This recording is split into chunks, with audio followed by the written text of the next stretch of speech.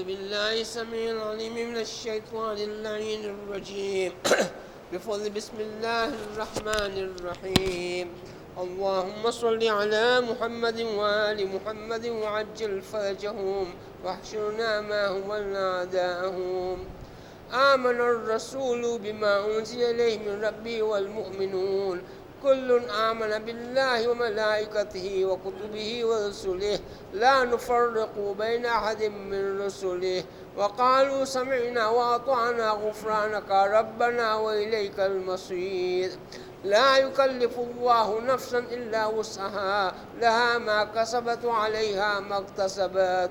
ربنا لا تؤاخذنا إن نسينا وأخطأنا ربنا ولا تحمل علينا إصرا كما حملته على الذين من قبلنا ربنا ولا تحملنا ما لا طاقة لنا به واعف عنا واغفر لنا وارحمنا واعف عنا واغفر لنا وارحمنا واعف عنا واغفر لنا وارحمنا أنت مولانا فانصرنا على القوم الكافرين.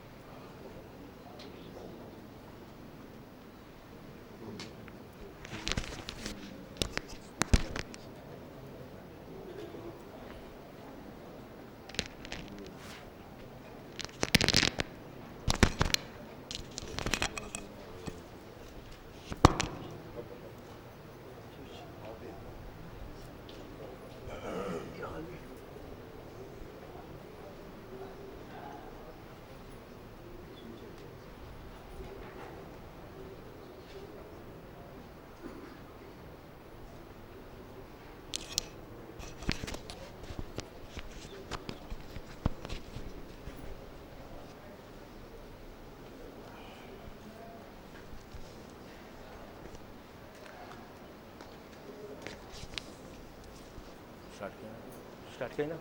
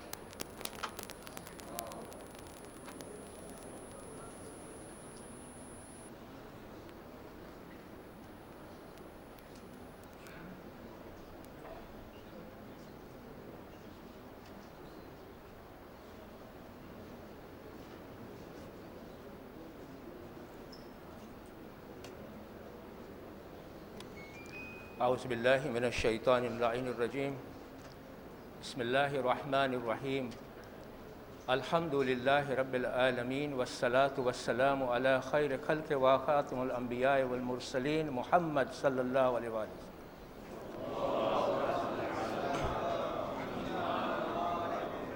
ولا حول ولا قوة إلا بالله العلي العظيم. भाइयों तथा बुजुर्गों, अस्सलामु अलैकुम व रहमतुल्लाहि व बरकातुहू। આજથી લગભગ 328 વર્ષ પહેલાં એક બાજુ મુસલમાનોનું લશ્કર હતું અને બીજી બાજુ ક્રિશ્ચિયન યુરોપિયનનું લશ્કર હતું અને બંને સામે સામે ઊભા હતા લડાઈ કરવા માટે. અને મુસલમાનોને ખાલી 450 ડગલા ઉપર જ પહોંચવાનું હતું. એક ઇમારત હતી, એ ઇમારત લેવાની હતી અને જો એ ઇમારત આવી ગઈ તો એમ સમજે કે મુસલમાન જીતી ગયા. એવું બન્યું કે મુસલમાન આ 450 ડગલા પણ ન લઈ શક્યા અને હારી ગયા. એમાં આ એક ડિસાઇસિવ ઇવેન્ટ ક્રિશ્ચનો માટે હતું અને મુસલમાનો માટે એક શરમજનક વાત હતી. કારણ કે મુસલમાનોને પછી કરારનામું સાઇન કરવું પડ્યું, એટલે કે પીસ ટ્રીટી. અને પછી યુરોપિયન ક્રિશ્ચનનું જોર વધતું ગયું અને મુસલમાનોનું જોર ઓછું થતું ગયું. 50 વર્ષ પછી આ હિસ્ટ્રીમાં, આ ઇતિહાસમાં આ ઇવેન્ટને આપણે કહીએ છીએ ધ સીજ ઓફ વિયેના. જેને હિસ્ટ્રીમાં ઇન્ટરેસ્ટ હોય તો આ ઇવેન્ટને સીજ ઓફ વિયેના, જેમાં ક્રિશ્ચનનું લશ્કર મુસલમાનોના લશ્કરને હરાવે છે. મુસલમાનો યુરોપ સુધી પહોંચી ગયા હતા. 50 વર્ષ પછી એક સિવિલ સર્વન્ટ ઓટોમન એમ્પાયરનો હતો, એનું નામ હતું ઇબ્રાહિમ. એણે એક બુક લખી, એક કિતાબ લખી, એનું નામ હતું પોલિટિક્સ ઓફ નેશન, રાજ્યની કારોબારી ગુજરાતીમાં આપણે કહીએ, પોલિટિક્સ ઓફ નેશન. એ કિતાબમાં એક સવાલ કરે છે કે આયા મુસલમાનો આટલા જોરદાર હતા, દુનિયામાં ફેલાણા હતા, આટલું ઇન્ફ્લુઅન્સ હતું, તો આજે 50 વર્ષની અંદર ક્રિશ્ચનોનું જોર કેમ વધી ગયું? એણે આ કિતાબ લખી, પછી આ સવાલ કરી આ કિતાબમાં જ, અને એ જમાનાના સુલતાનને આપી. એ સુલતાન વાંચ્યો. એ સવાલ 50 વર્ષ પછી જે કરવામાં આવ્યો હતો એનો જવાબ આજ સુધી મુસલમાનો આપણા દાનિશમંદો પાસેથી માગી રહ્યા છે. બરાબર કે નહીં? આપણું જોર હજી કમજોર છે. આજે આપણા મુલ્કમાંથી આપણા ડિક્ટેટરોને આપણને કાઢવું હોય તો આપણે કોની પનાહ લઈએ છીએ? એ જ પાવરની પનાહ લઈએ છીએ જેની સાથે આપણે 328 વર્ષ પહેલા કરારનામું સાઇન કર્યા હતા. આ પ્રીએમ્બલ, આ પ્રસ્તાવના એના માટે આપું છું કે આપણને ખબર પડે કે આજે મુસલમાનો અને સમસ્ત શિયા કોમ ઉપર આજે કેટલી મુસીબતો છે. ઇસ્લામની દ્રષ્ટિએ, ઇસ્લામની નજર ઉપરથી આપણે એટલું કહી શકીએ કે સમાજ, દેશ, કોમ ક્યારે જાગૃત હોય? એ જાગૃત એ ટાઈમે હોય કે જેમાં એના સભ્ય પોતાનો હિસ્સો, પોતાનું કોન્ટ્રીબ્યુશન આપતી હોય અને એ સમાજનું ભંડોળ આગળ કરતું હોય. ઇસ્લામની નુક્તા નજર ઉપરથી. પણ આપણે અત્યારે જોઈએ, આજે જોઈએ, મુસલમાનોના દેશમાં, સમાજમાં, સોસાયટીઓમાં હલનચલન હશે પણ પ્રગતિ નહીં હોય, પ્રોગ્રેસ નહીં હોય. હલનચલન દેખાશે, મૂવમેન્ટ દેખાશે બધી જાતના, પણ એક પ્રોગ્રેસ નહીં દેખાય તમને કે ક્યાં આપણે જઈ રહ્યા છીએ. હોરિઝોન્ટલ મૂવમેન્ટ હશે પણ આમ વર્ટિકલ મૂવમેન્ટ નહીં હોય. આપણે ઉપર કે એવી દિશામાં નહીં જતા હોય કે જે બેનિફિટ્સ આપતું હોય. હઝરત અલી અલૈહિસ્સલામ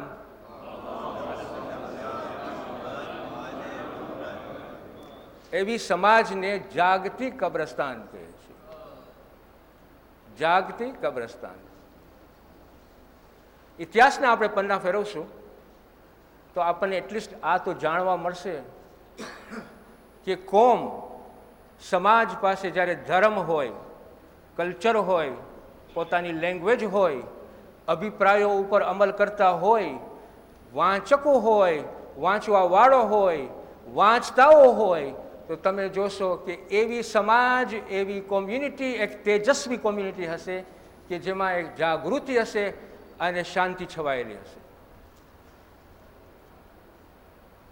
એક માણસ, એક કમિટી, 4 માણસો પોતાના અભિપ્રાયો આપે અને જ્યારે અભિપ્રાયો આપીને કોમ ને સમાજ પાસે એવી તાકાત ન હોય કે એને અમલ કરી શકે, તો એ કોમ ને સમાજ કઈ જાતની? સવાલ છે.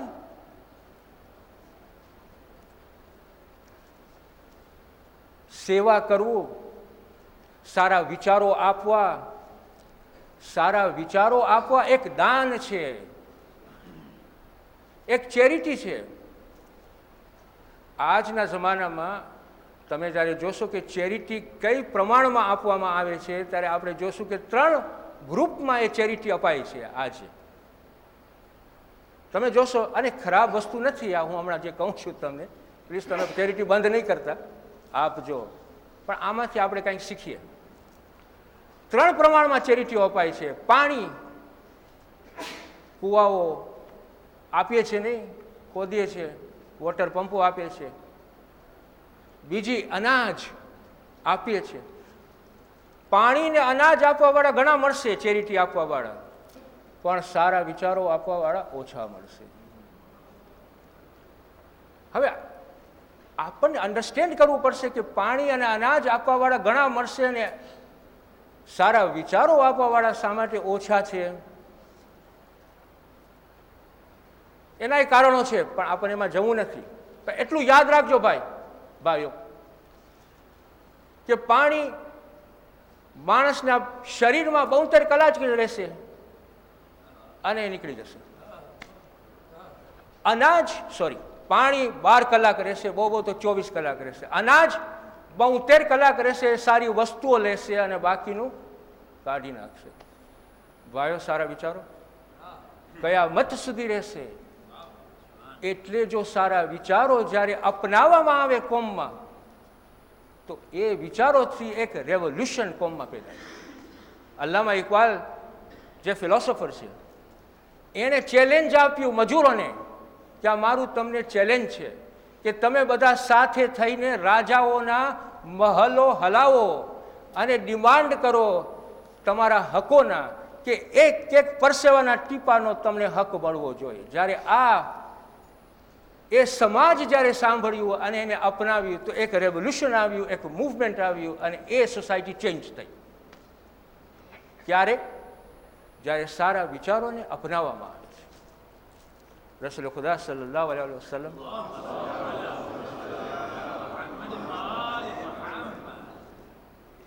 આપણને એક જરૂરમંદ વસ્તુ કહી ગયા.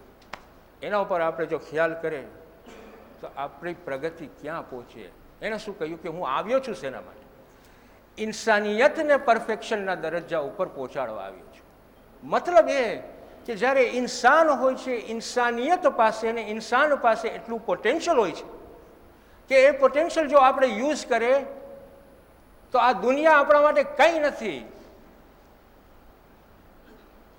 તમે આ દુનિયા માગશો તો લેશો, પણ જે અલ્લાહને ખપે છે એ તમે ના આપો તો શું કામ? તો આપણે એની પાસેથી શીખીએ. એની તમે લાઈફ હિસ્ટ્રી જોશો તો 40 વર્ષ સુધી એના કંડક્ટ ઉપર, એની જબાન ઉપર, એની મોરાલિટી ઉપર માણસોના હૃદય નરમ થયા હતા કે એને લકબ આપવામાં આવ્યો હતો અલમ. જ્યારે માણસોના હૃદય નરમ થાય પછી આપણે કોઈ પણ જાતની વાતો કરીએ તો એ મગજમાં આવે, હૃદયમાં આવે અને બેસે. એટલે ઇસ્લામ ફેલાણો. મતલબ કહેવાનો એ છું ભાઈઓ, તમે કાંઈ ના આપી શકો આપણા છોકરાઓને, કાંઈ ના આપી શકો તો સારા સંસ્કારો આપો. શા માટે? આ દુનિયા જે છે એ સાયન્સ ને ટેકનોલોજી બધું આપણા છોકરાઓને આપશે. આજે મારા ગ્રાન્ડફાધરનું ઘર મેં જોયું હતું, મારા ફાધરનું ઘર જોયું હતું અને મારું ઘર જોયું. મારા ગ્રાન્ડફાધરના ઘરમાં અમને ખબર છે કે પ્રાઇમસથી આપણે ચાય બનાવતા હતા. મારા ફાધરના ઘરમાં ઇલેક્ટ્રિસિટી આવે, ગેસથી ચાય બનાવતા હતા. મારા ઘરે તો ચાંપ દબાવો તો ચાય બની જાય.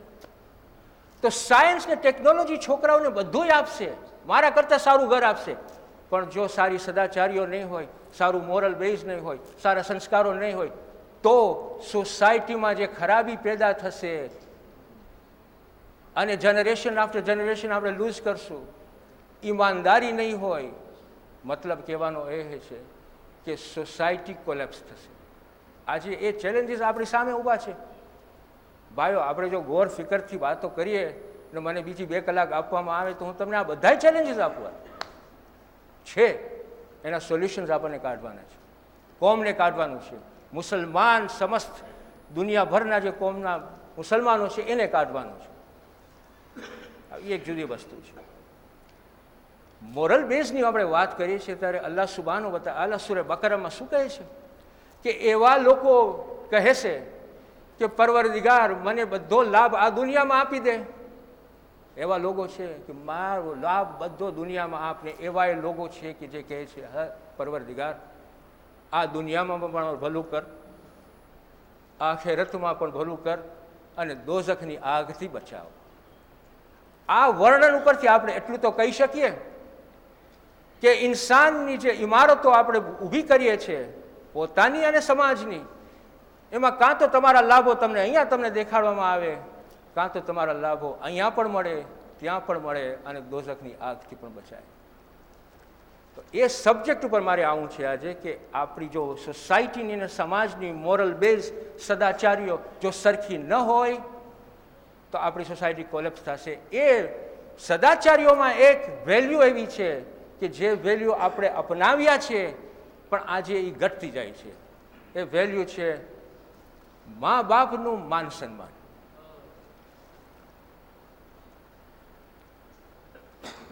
મા બાપનું માન સન્માન આજે એક કે સમાજમાં કે ફેમિલીમાં કે સોસાયટીમાં જો ન હોય તો અલ્લાહ સુબહાનહુ વ તઆલાની બરકત નહીં હોય, અલ્લાહ સુબહાનહુ વ તઆલાની લુત્ફ નહીં હોય, અલ્લાહ સુબહાનહુ વ તઆલાની નહેમત નહીં હોય સોસાયટીમાં, એ ફેમિલીમાં, એ દેશમાં. મા બાપનું માન સન્માન. અને મા બાપનું માન સન્માનને તમને ઓળખવું હોય તો ઉવૈસ કરાનીની આપણે કહાની સમજીએ. ઉવૈસ કોણ હતો? ઉવૈસ હતો પૈગંબરનો એક કમ્પેનિયન, સાથી. પણ એ ઉવૈસ કોઈ દિવસ પૈગંબરને જોયો નહોતો, છતાંય મુસલમાનોના બધા ફિરકાઓ એને કમ્પેનિયન તરીકે માને છે. એની હિસ્ટ્રી તમે જુઓ, એની કહાની સમજે તો આપણને ખબર પડશે કે પેરેન્ટ્સનો મર્તબો શું છે. ઉવૈસ એની ઝઈફ મા પાસે રહેતો હતો યમનમાં, અને આવીને હંમેશા એની મા પાસે જઈને કહે કે મા મને જાવું છે રસૂલે ખુદાને મળવા, જોવા. એની મા કહે કે હું ઝઈફ બાઈ છું, તું જો જા ને મારું અહીંયા અંતકાલ થઈ જાય તો મારું કોણ ધ્યાન રાખશે. ઉવૈસ પાછો શાંત થઈ જતો. થોડાક દિવસ પછી પાછો પૂછતો હતો. એક દિવસ એની માને થયું કે ભાઈ જાય, તું જા રસૂલે ખુદાને તું મળ, પણ એક કન્ડિશનથી કે તને રાત મદીનામાં નથી કાઢવાની. ઉવૈસ નીકળ્યો, મદીના પહોંચ્યો તો રસૂલે ખુદા જંગે ઓહદમાં હતા, ખબર ન પડે ક્યારે પાછા આવશે. એ રાત રોકાયા વગર પાછો યમન ગયો. જ્યારે રસૂલે ખુદા પાછા આવ્યા જંગે ઓહદથી તો એ કહે છે કે મને યમનની ખુશ્બુ આવે છે, યમનની ખુશ્બુ આવે છે. અને એક આવ્યો હતો કે જે જાણતો હતો એની ડ્યુટી કઈ છે. રસૂલે ખુદાની જોવું સુન્નત હતું, પણ મા બાપની કન્ડિશન ઉપર ભાર મૂકવો એ વાજિબ હતું. એના માટે પેરેન્ટ્સનો મર્તબો આ છે, મા બાપનું સન્માન આ છે. ઉલમાઓ 4 ચીજ ઉપર મા બાપનું સન્માનને બેઝ કરે છે. પહેલી વસ્તુ, તમે મા બાપને પ્યારથી બોલાવો, ચાહો. એને કહે છે અલ હુબ.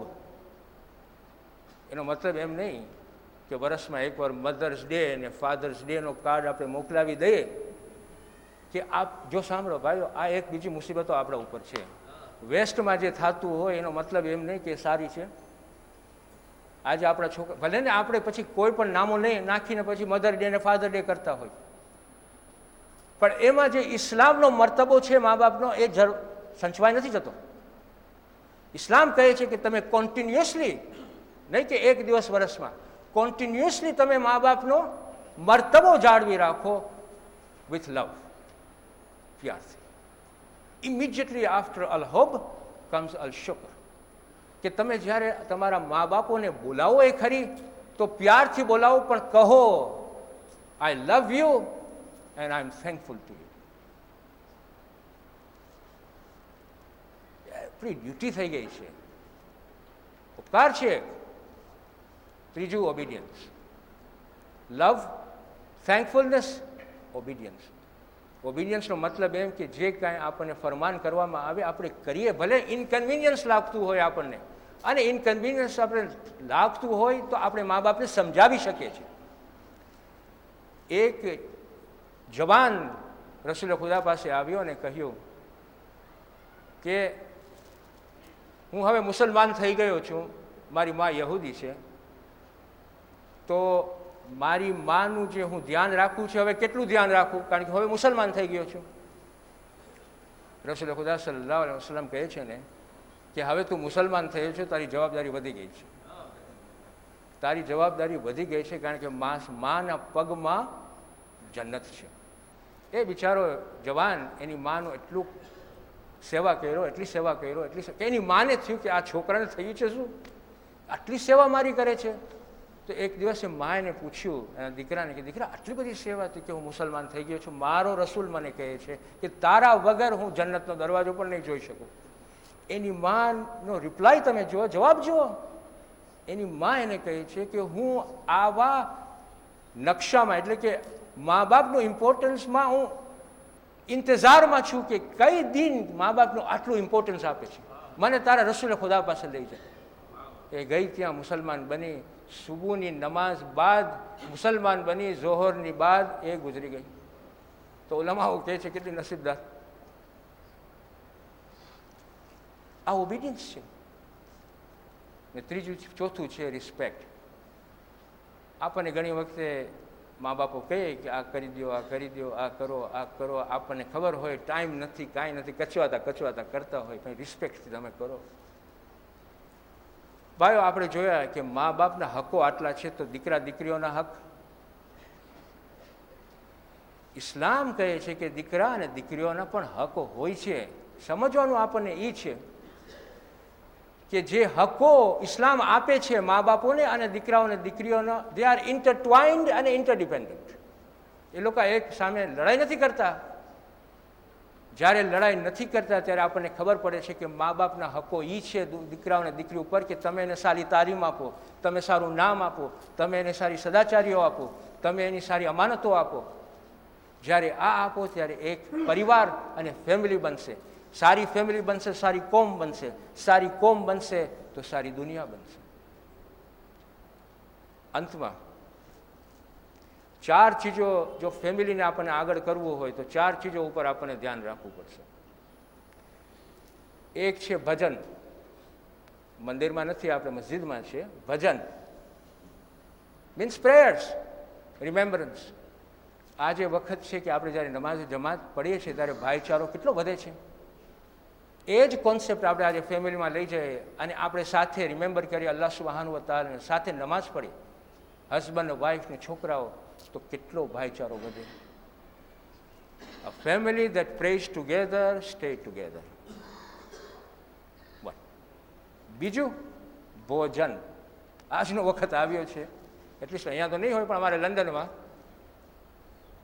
4 છોકરા હશે તો એક છોકરો 6 વાગે આવશે, બીજો આવશે 9 વાગે, ટીવી લઈ જશે પ્લેટ, ત્રીજો 10 વાગે આવશે એટલે ફ્રીજ ખોલશે, જે કાંઈ હશે ખાઈ લેશે. 12 વાગે જે આવશે એ ફ્રીજ ખોલશે, કાંઈ નહીં હોય તો સૂઈ જશે. ભાઈ ભજન, એક વખત ફેમિલીમાં સાથે જમીએ, સાથે જમીએ. A family that eat together stay united. ઐતિહાસિક વાક્યો છે. ઇબ્રાહિમ લોધી કરીને એક મોગલ એમ્પરર રાજા હતો. અને હંમેશા એ હિન્દુઓ વિલેજીસ હોય તો ત્યાં જઈને શું કહીએ આપણે એટેક કરતો હતો. તો એક ફેર એ લોકોને બધાને હિન્દુઓને થયું કે આપણે બધા સાથે થઈને આ મોગલ રાજાને હરાવે. હવે જ્યારે ઇબ્રાહિમ લોધી જમનાના કિનારે આવ્યો અને એને થયું કે હું ટેકરી ઉપર ચડીને જોઉં કે આ હિન્દુઓ કેટલું લશ્કર લઈને આવ્યું છે, એટલે ઉપર ચડ્યો તો કાંપ્યો. એની પાસે ખાલી 3000 હતા, એ લોકો પાસે 45,000 હતા લશ્કર. તો એના સાથીદારને કહે છે કે આ 45,000 લઈને આવીએ છીએ ને થરથરતો પોતે, ને આપણે ખાલી 3,000 છે. એ ટાઈમે એણે જોયું, ગરમીનો સિઝન હતું, એ ટાઈમે એણે જોયું કે ધુવાણા નીકળતા હતા ઠેક ઠેકાણે. તો એના સાથીદારને એને પૂછે છે કે આ ધુવાણા નીકળે છે કે એના શાના માટે? તો કે હિન્દુઓમાં રિવાજ છે કે એ લોકોનું કિચન સેપરેટ હોવું જોઈએ, કારણ કે અમુક એમ કહે છે કે આ મારાથી નીચો છે, ને અમુક કહે છે આ મારાથી ઊંચો છે, ને અમુક કહે છે આ સાઈડમાં છે, બધી જાતની તકલીફ. એ ઇબ્રાહિમ લોધી જ્યારે આ સાંભળ્યું ત્યારે ખુશમાં આવી ગયું. એ કે જે આર્મી મારી સામે લડવા આવી હોય અને સાથે જમતા ન હોય તો હું એને હરાવીશ. અને હરાવ્યો, 3,45,000. આ વાક્ય છે. જે માણસ સાથે રહે, સાથે જમે, સાથે અલ્લાહને યાદ કરે, એ ફેમિલી એક યુનિટીમાં કહેવાય. ભજન, ભ અને ભ. ત્રીજું ભાષણ. ભાષણ એટલે બોલવું. આજે વખત આવી ગયો છે ફેમિલીમાં, તમે જોશો ટીવી એક બાજુ, કોમ્પ્યુટર્સ બધાના રૂમમાં એક એક. છોકરાઓ આવે એટલે લોકોના કોમ્પ્યુટર લઈને પોતાના ખાટલા ઉપર કરતા હોય, કાં તો મોબાઈલ કરતા. વખત જ નથી કહેવાની, વાતું કરવાની.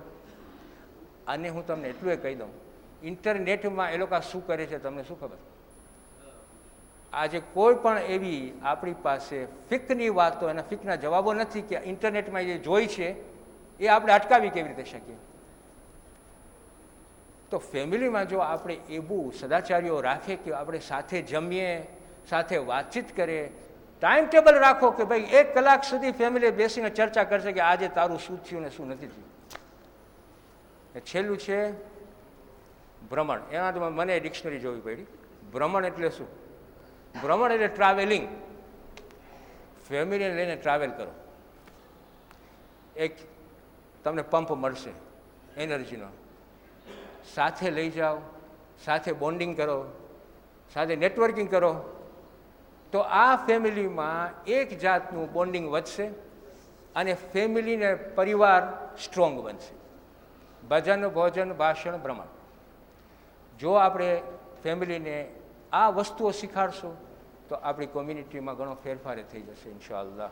અસ્સલામુ અલૈકુમ વરહમતુલ્લાહિ વબરકાતુહુ.